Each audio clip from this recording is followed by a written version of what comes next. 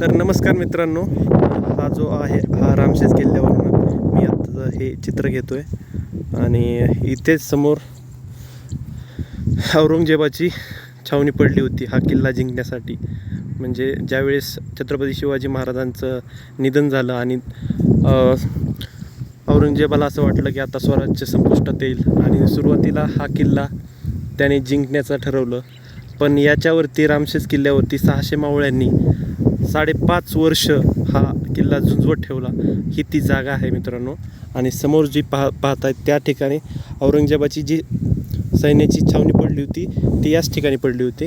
आणि मित्रांनो, या किल्ल्यावरून 5.5 वर्ष हा औरंग्याचा जो मारा आहे तो सहन करीत मराठ्यांनी खूप अशी झुंज केली आणि शेवटी तो किल्ला मराठ्यांकडे जिंकला, अजिंक्य राहिला असा हा किल्ला आहे. तुम्ही बघू शकता हा नजारा.